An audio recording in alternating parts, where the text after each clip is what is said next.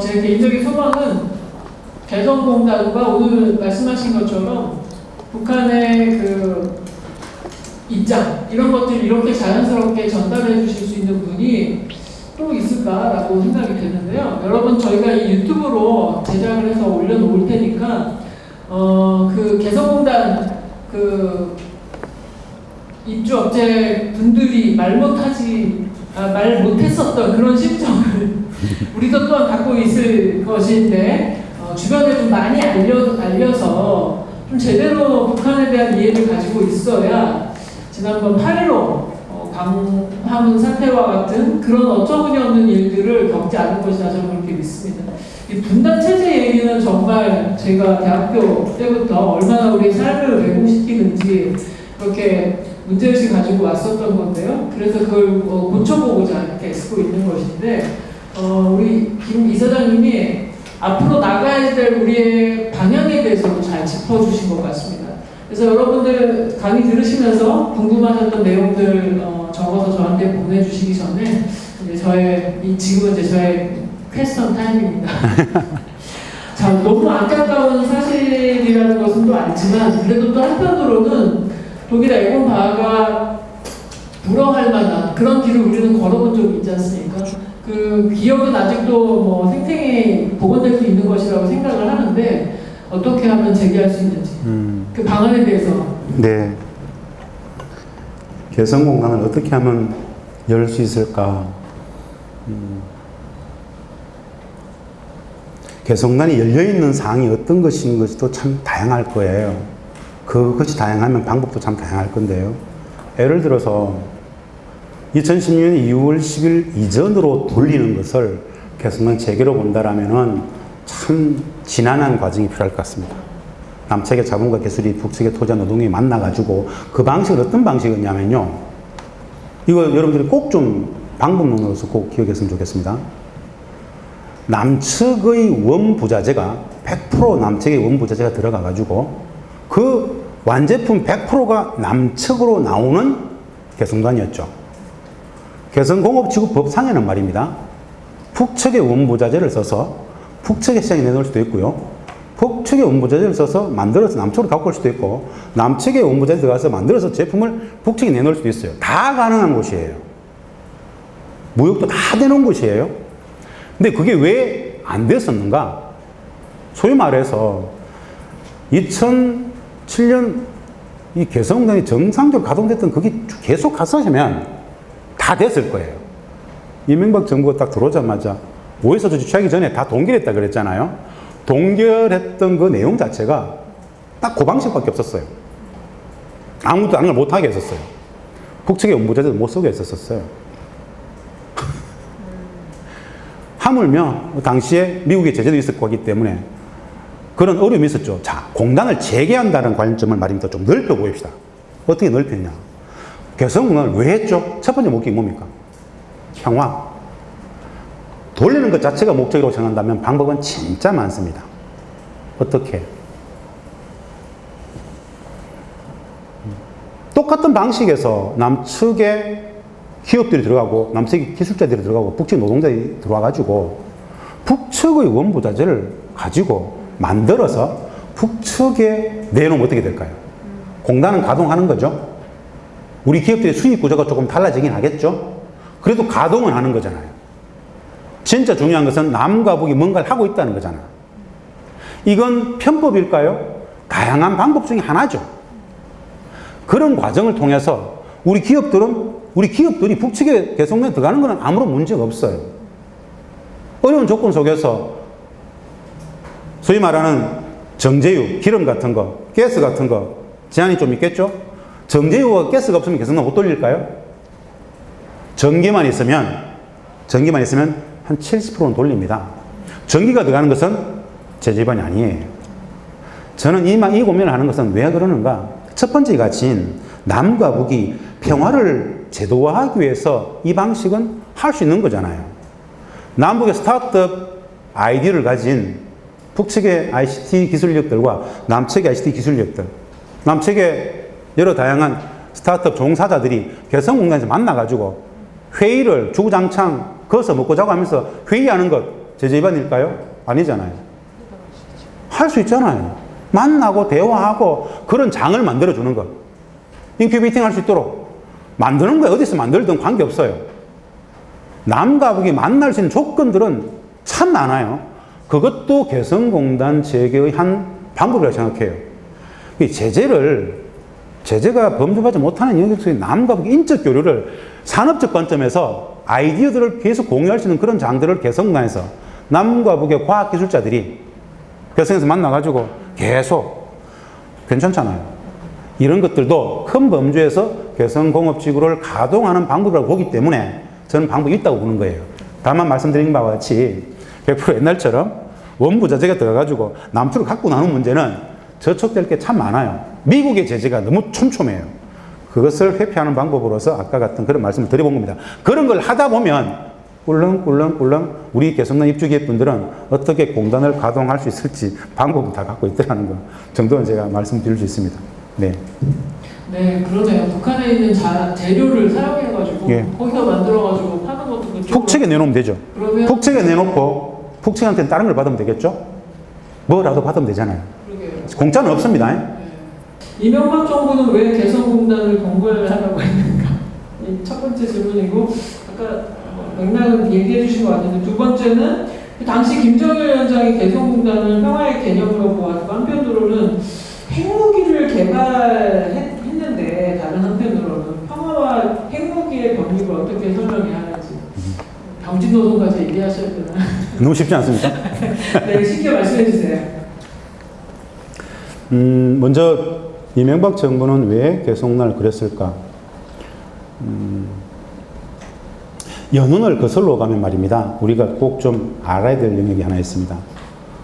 2000년 6.15 공동선언 상황에서 남북 경협을 합의하고 개성을 합의했습니다.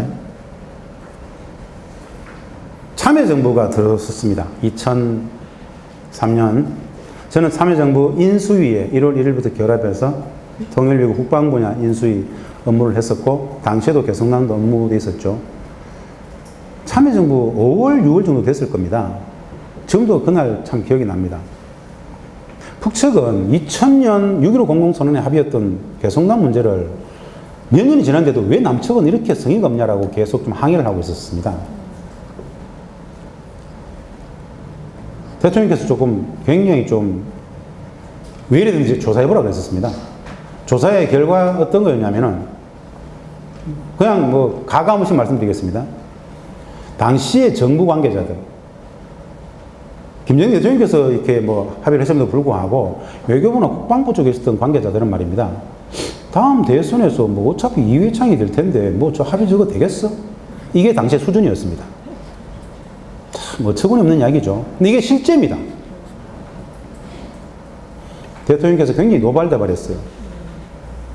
이것만큼 약속, 신의가 어딨냐? 그리고 우리 기업들 좋은 거 아니냐? 밀어붙이라고 그랬어요. 이때부터 사달이 나기 시작합니다. 국방부가, 외교부가 대놓고 반대를 하죠. 미국이 싫어합니다. 미국이 싫어합니다. 이게 본질이죠. 우리는 지금 자주 독립국가일까요? 우리는 언제부터 자주 독립국가였을까? 이런 질문을 던져볼 수 있습니다. 현장의 이야기로. 외교부 국방부 관료들이 미국이 싫어합니다라고 대통령 앞에서 얘기해버려요. 그걸. 보통 우리 상상 같으면은 그런 판단을 한다더라도 말은 못할 것 같잖아요. 대놓고 딱 대통령님, 미국이 굉장히 싫어합니다. 이걸 바로 이야기합니다. 그게 한미관계라는 거예요. 60년, 70년, 75년 한미관계죠. 대통령께서는 미국이 싫어하면 안 할 겁니까? 대통령 알잖아요. 그 정도는. 안 할 겁니까? 약속을 지켜야 될 거 아니에요. 이렇게 이야기하죠. 개성공단을 착공하는 과정 말입니다. 진짜 어려웠습니다. 미국은 처음부터 반대해요. 적절히 못하다 안 된다. 관료들 보내가지고 외교부 장관, 통일부 장관 보내가지고 정동영 장관 럼스페드를 만나게 하고 체니 내지는 파월 다 만나게 하잖아요. 본인께서도 직접 부시하고 통하고 막 했죠. 마지막까지 그들이 동의했을까요? 그 당시만 하더라도 개성공단을 하는 것은 동의를 받을 일은 아니었어요. 그냥 설명하고 하는 거예요. 당시에 이거 제재는 아니었기 때문에. 이 현재의 제재라는 것은 북측이 소위 말해서 2006년 미사일 핵 쏘고 나온 이후에 많은 촘촘히 쌓여진 제재들입니다. 개성공단 당시 초기에 말입니다. 계속 미국이 이야기합니다. 북측에게 달러 박스가 될 수 있다. 핵무기, ICBM 기술 자금이 될 수 있다. 그래서 안 된다라는 거예요. 대통령께서 계속 설득해요. 해야 되겠다, 해야 되겠다. 동의받고 착공식 한 거 아닙니다. 그럼 나가는 거예요. 설명할 만큼 설명했고, 됩시다, 합시다. 이게 이제 노무현의 리더십이었겠죠. 착공식 날짜가 2번이 연기됩니다. 연기된 이유가 뭔지 아세요? 대통령께서는 정동영 장관한테, 정 장관, 나는 못 가지만 역사적인 착공식에 장관은 꼭 다녀오시오 이렇게 했었어요. 정동영 장관이 착공식에 갈 수 있었을까요? 못 갔어요. 통일부 국장이 갔어요. 연기 한 번 하고 2번째 만에. 왜 그랬느냐? 미국이 반대했어요. 장관급까지 갈 필요 있겠느냐? 뭐, 굳이, 가는 것 자체가 북측한테 뭐 잘못된 신호를 준다면 이따위 이야기를 하고 있었어요. 진짜 분통 터진 이야기죠. 그것 때문에 착공식을 또 연기해야 되는 상황이에요. 우리는 이렇게 하겠어요. 그냥 명분을 주고 실리를 챙깁시다. 그냥 북장 가고 착공합시다. 한번 생각해 보세요. 공론을 반대. 착공식조차도 반대. 착공 날 잡았는데도 굳이 장관이 갈 필요 있겠느냐? 이따위를 이야기했던 게 당시 한미 관계예요. 진짜 참혹한 이야기죠. 그보다 더한 이야기들도 있죠. 미국은 반대했어요. 근데 참여정부는 했어요. 이명박 정부가 들어왔어요. 비즈니스 프렌드를 이야기했던 그 이명박 대통령인데 누군가는 적절점 탓하고 계속 얘기했겠죠. 저는 그게 미국의 입장이라고 봐요. 내지는 미국이 이 관계에 있었던 우리 국방부나 이쪽 외교부 라인이 계속 개성공단을 반대했을 것이다. 그래서 그냥 그런 조치들로 나가지 않았는가 그렇게 봅니다. 두 번째, 한쪽에서는 핵 문제를 얘기하죠.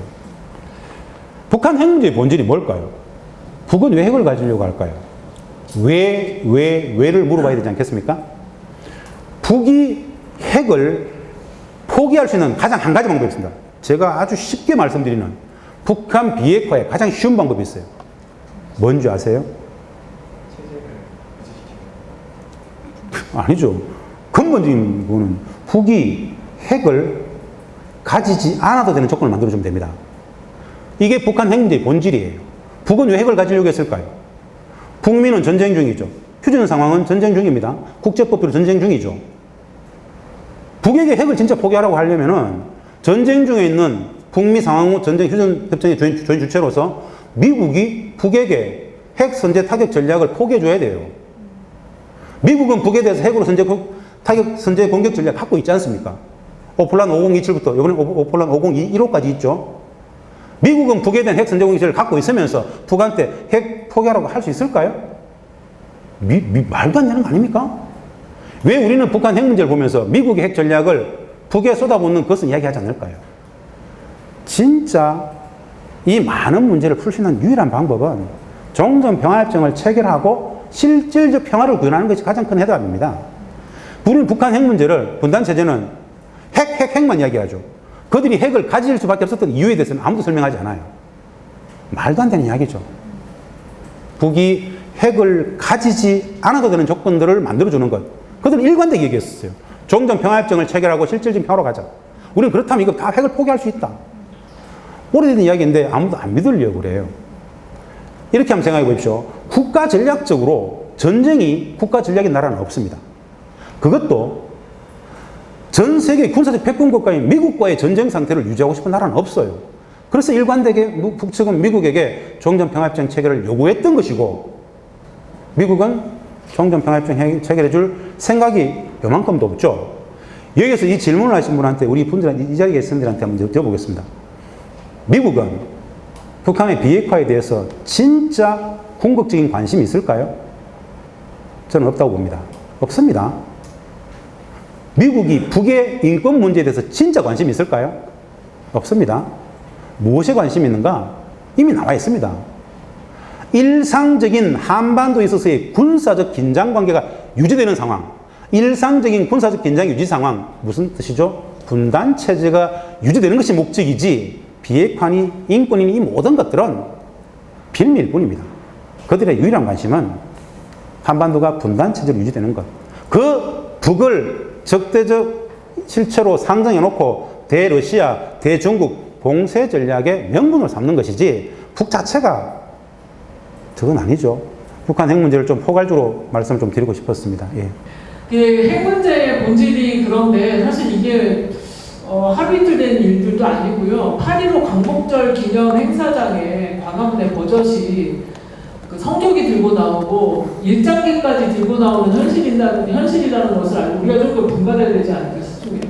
아무튼 요지는 북한의 핵 문제는 체제 안보를 위해서 북미 간에 해결해야 되는 거고 미국이 보장해주면 북한은 할 의사는 계속 밝혀왔다. 네. 그 얘기가 본질이신 것 같아요. 개성공단의 그 중소기업들만 그렇게 들어가서 그런 거 아니냐. 그러면 이제 대기업, 삼성 그런 기업이 들어가가지고 뭔가를 할 수 있으면 또 달라질 것인가 라는 내용으로 요지는 그렇게 네. 적어서 질문을 써주셨습니다. 네, 좋은 질문이신데요. 맞습니다. 저희들이 참 노력했던 게 그 영역인데요. 왜 중견 기업들은 개성에 못 들어갔을까요? 미국의 제재 때문에 그렇습니다. 참 안타까운 이야기인데요. 대부분의 기업들은 개성에 의료 봉제 파트가 한 65% 정도 됩니다. 단순 노동 집약직은. 사실은 미국의 독자 제재 속에서 전략물자 제한협정, 바세날 협정 가는 게 있습니다. 그리고 미국의 주요 기술 몇 퍼센트가 들어간 뭐 설비는 못 들어간다 이런 게 있는데요. 예를 들어서 이런 겁니다. 386 컴퓨터급 정도 되면은 허가를 받고 들어가야 됩니다. 그것이 북측의 군수나 다른 곳에 쓰여지지 않는다는, 즉 생산 활동에만 쓰여진다는 것을 보증을 해줘야 됩니다. 그 보증을 하는 기관이 우리 재단입니다. 우리 매달 개성공단에 컴퓨터가 몇 대 있는데 이 컴퓨터가 어느 장소에 어떻게 쓰여지고 있다는 것을 매달 수천 대의 컴퓨터 위치를 늘 확인해서 보고서를 써내야 됩니다. 참 말도 안 되죠. 그만큼 어려운 접근이 가용할 수 있는 모든 걸 가용해서 개성공단을 좀 불편하게 만들었었습니다. 그런 상황 속에서 소위 말하는 첨단 업종들이, 중견기업들이 삼성 같은 데서는 상상도 못하죠. 그래서 그런 것과 좀 무관한 단순 노동 집약적인 의료 봉제 이런 것들이 좀 많이 들어갔었습니다. 그렇게 이해하시면 되겠고, 공단이 재개되면 북미 관계 정상화까지 바라본다라면은 제일 좋은 방법이, 이걸 풀 수 있는 가장 좋은 방법이 말입니다. 제가 지난해 미 하원 청문회 가서 이야기했던 것 중에 제안이 그거였습니다. 또 이게 정확한 이야기인데요. 북측이 늘 했던 이야기니까 소개를 해드리겠습니다.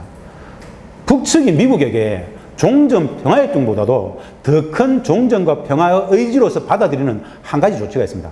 그게 뭐냐면, 북측은 예전부터 미국에서 북측에 투자하고자 하는 굉장히 유력한 기업들이 많습니다. 북측은 미국 내에 있는 유력 기업들이 북측에 들어오면은 남측과 똑같은 최애국 대우의 조건을 해주겠다라고 계속 이야기했었습니다. 그 미국의 기업들만 들어올 수 있다라면은 뭐든지 우리는 따로 종전평화협정을 요구하지 않겠다고 이야기했었어요. 이야기를 자주 했었어요. 미국은 상업국가잖아요. 비즈니스 국가잖아요. 자국의 기업이 진출해 있는 나라하고는 갈등 관계가 많이 줄어든다고 합니다. 전쟁도 안 하잖아요. 그런 측면 속에서 미국의 유력 기업들이 북측에 들어오면은 진짜 좋겠다고. 그게 종전평화의 실질적인 미국의 의지를 우리가 이해하는 거라고 이야기했었어요. 그래서 제가 지난해 학원 가가지고 그걸 소개했어요. 진짜 미국이 북측과 관계 모식 의지가 있다라면은 돈 벌려고 북측 들어가고 싶은 자원기업들이 진짜 많지 않냐. 보내라. 그건 그거대로 하고 비핵화대로 같이 가자. 비핵화 한 발짝도 안 나가면은 아무것도 안 된다고 얘기하지 말고 다 평화를 위한 것이기 때문에 비핵화도 평화를 위한 것, 종전평화협정도 평화를 위한 것, 기업의 진출도 평화를 위한 것이다. 개성공단도 평화를 위한 것이다. 라고 설명하면서 미국 기업들의 개성공단 진출 제가 전했던 적이 있습니다. 똑같은 맥락에 저는 있는데요. 그 기업들이 들어가게 된 순간 중견기업들, 삼성 들어갈 수 있지 않겠습니까? 그렇게 좀 풀어야 되지 않겠는가 보고 있습니다. 미국에게도 뭔가 좀 베너핏, 국가적 이익을 줘야 뭔가 먹을 게 있을 때 덤비지 손해나는 장사는 전혀 안 한다라는 거.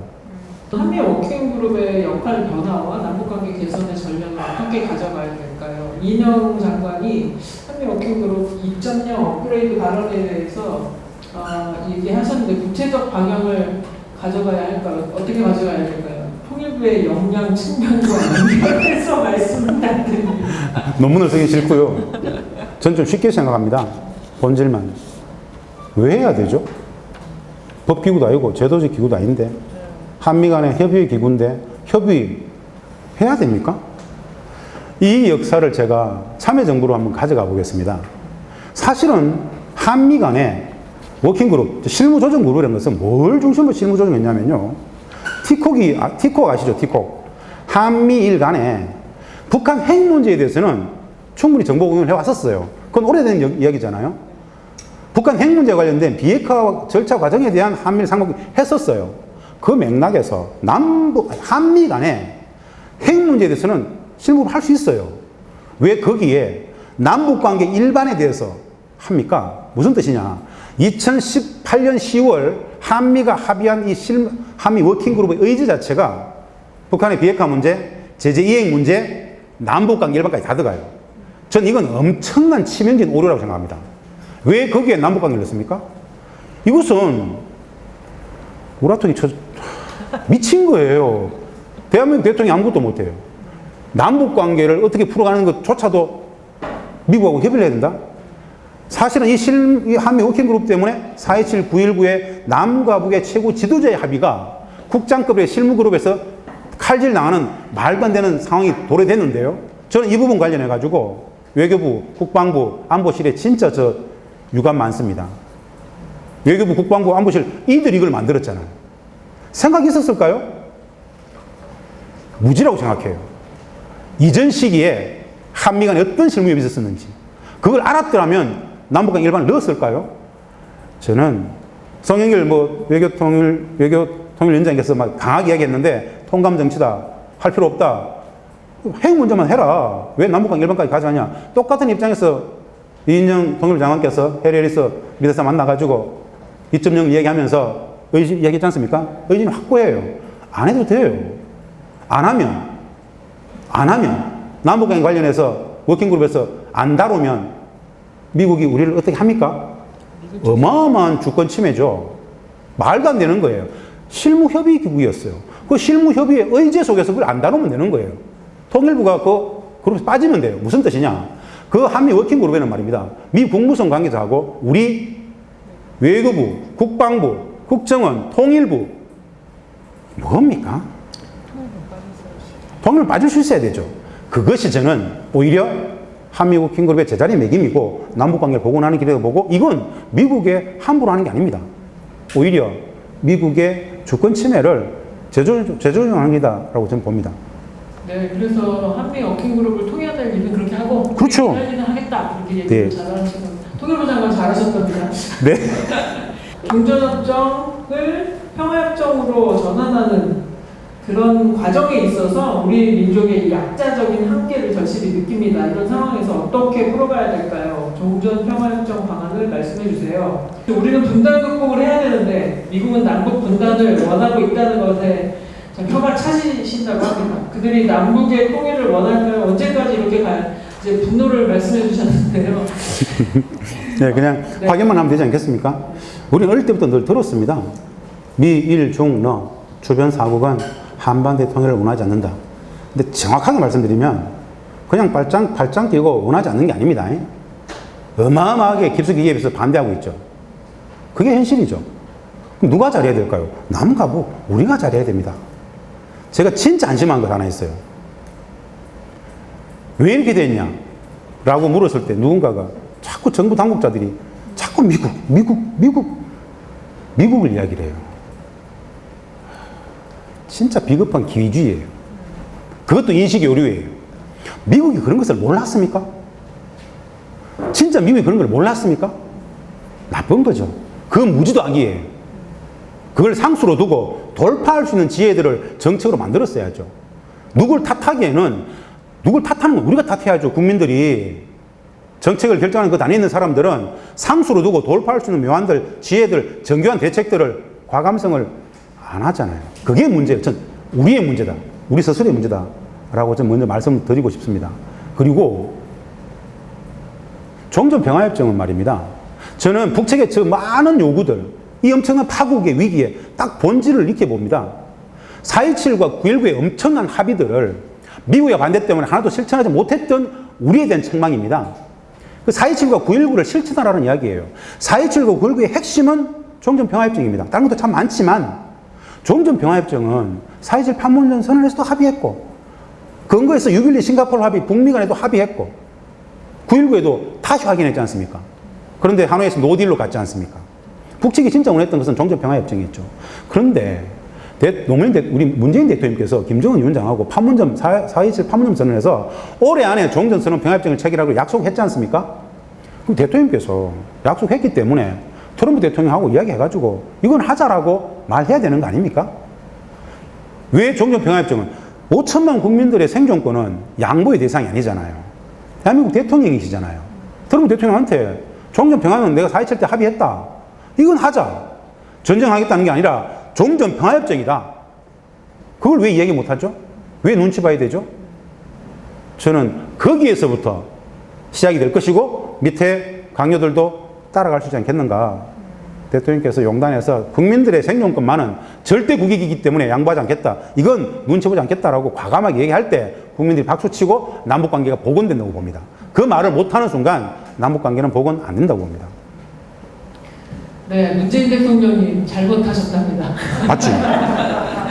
근데 북한도 여러 차례 그 미군 철수 문제가 민감한데 철수를 전제로 하지 않는 평화협정 하겠다고 90년대 초반부터 내내 그렇게 밝혀왔었던 바인데 그걸 믿어주지 않았고 문재인 대통령께서 약간 결정장애가 있으셨다고 저도 생각합니다. 그렇지. 남한의 대중들이 북한에 대해서 북에 대해서 참 무지하다는 것을 이제 보시니까 알 수 있었을 텐데 잘 이해해 줄 수 있도록 도와주는 방법이 있다면 어떤 방법이 가장 실효적일까요? 사실 제가 가장 관심 있는 분야가 이 분야입니다. 북맹 극복. 북맹. 사실은 제가 이제 학회에다가 발표를 하고 보고를 했었는데요. 70년, 75년 적대적 분단 체제는 우리 사회 속에서 북에 대한 무지를 일반화시키고 북에 대한 체제적 왜곡을 당연시 여겼었습니다. 그럴 수밖에 없었습니다. 당연한 귀결입니다. 전쟁 중에는 상대방은 북은 적이었습니다. 나쁜 놈들, 적이었기 때문에, 애놈이었기 때문에, 그냥 극복의 대상이었기 때문에 그 북을 설명하는데 다른 거 필요 없었어요. 나쁜 놈들, 찌질한 것들, 루저들, 그냥 온전하지 못한, 그렇게 표현하면 됐었습니다. 근데 헌법적 가치에 평화 통일에 엄청난 가치가 있어요. 진짜 평화와 통일을 이야기하려면 실제하는 엄존하는 진실의 영역 속에서의 북을 이야기할 수 있어야 됩니다. 그런데 분단체제는 국가보안법부터 전면적으로 그것을 용납하지 않죠. 예를 들어서 1972년 7.4 남북공동성명부터 91년 92 남북기본합의서 6.15, 14, 4.27, 9.19 엄청난 합의들 속에서 남북이 정상적인 관계로 가고 평화 통일을 가는 데 있어서 가장 기본적인 원칙 정신을 박정희 때부터 했던 이야기가 있어요. 상호 존중하자 그랬어요. 상호 존중의 마음이면 평화가 시작되고 상호 존중의 마음으로 통일이 완성된다고 얘기했는데요. 우리를 한번 돌아봅시다. 진짜 우리 사회가 북을 존중할 수 있습니까? 그건 종북을 넘어서 말도 안 되는 겁니다. 존중이 아니라 인정조차도 종북으로 몰리는 상황 속에서 문화적으로 이미 안 돼 있어요. 이 분위기 속에서는 북에 대한 온전한 이해라는 것은 구조적으로 불가능합니다. 그런데 북을 알게 되면 이 모든 것이 부정됩니다. 한순간에. 북을 알면 통일이다. 북을 만나면 통일이다. 만나보면 알게 된다. 이 이야기를 왜 자꾸 하냐면요. 우리가 알고 있었던 북은 존재하지 않습니다. 호시탐탐 척화야액을 노리는 북한은 그냥 분단체제가 만든 극우적 신화이지 실제하지 않아요. 북한의 국가 전략은 우리 국가의 국가 전략 똑같아요. 우리 정부의 국가 전략이 뭡니까? 국민의 행복한 나라. 국민의 행복한 나라. 그들은 인민의 행복한 나라. 전쟁 없이 평화롭게 자주적으로 남 눈치 안 보고 좀 우리끼리 좀 평화롭게 좀 살자. 이게 국가 전략의 목표예요. 근데 분단체제는 전혀 이런 걸 이야기하지 않아요. 호시탐탐 척화에 흐르는 나쁜 새끼들, 찌질한 것들 이렇게 이미지화 시켰죠. 이게 체제와 구조 75년이었죠. 이것을 넘어서는 방법은 분단체제를 평화체제로 가져가는 과정이에요. 하나하나 알아가는 과정. 저는 그래서 북을 알게 하는 과정 자체가 진짜 큰 영역이라고 봅니다. 어떻게 알 수 있습니까? 책 보고? 글쎄요. 만나야 됩니다. 대통령께서 인적 교류 사회문화 여행을 얘기하지 않습니까? 가장 빠른 방법. 관광인데요. 저는 그전에라도 남측의 학자들, 소설, 시문학 쓰는 학자들, 내지는 예술가들, 다큐멘터리 작가들, 1년씩 북측에 장기 유학 좀 보냈으면 좋겠어요. 저는 북한 학자로서 개성단에 4년간 장기 체류했지 않습니까? 북한 학자였기 때문에 일찍이 들여다보고 싶은 내용들이 있었고 수많은 토론을 하고 논쟁을 하면서 하나하나 나름 성을 쌓아갔었죠. 그것처럼 1년에 한 100명 정도, 200명 정도를 1억씩만 들여도 북측에 장기 체류시키지 않겠습니까? 그들이 써내는 모든 작품들, 문학 작품들, 드라마, 영화, 이런 것들이 우리 사회를 바꾸게 할 것이다. 그러려면 인적 교류, 사회문화 교류, 여행, 자연스럽게 이것을 제도 교육에 싣는다는 것은요, 전면적인 남남 갈등 전쟁이지 않겠습니까? 어마어마할 거예요. 그래서 직접 보고 느끼게 하는 것이 가장 빠른 길이다. 그래서 어떻게든 만나게 하는 것. 조금 멀리. 그래서 제재와 진짜 무관한 여행 정도를 좀 미뤄가는 것, 이런 것들도 하나의 방법이지 않겠는가. 여러 다양한 방법 중에 하나로서 제가 말씀을 드려봅니다. 네, 오늘 김진양 이사장님하고 같이 시간을 보내신 분들은 이제 북맹을 탈출해서 지북파로 거듭나시게 됐습니다. 지북. 네, 종북이라고 막 떠드는 사람들에게 그렇지 아니하다. 우리는 북한을 알 뿐이다. 이렇게 얘기하시면서 우리는 지북파의 대열에 합류하시면 참 좋을 것 같습니다. 네, 수준 높은 강의, 그리고 비전 가득한 강의, 본인의 그 삶의 체험을 통해서 녹아 들어와 있는 북한에 대한 그리고 남북 관계에 대한 진정성 넘치는 강의해 주신 우리 김진양 이사장님께 다시 한번 감사의 박수로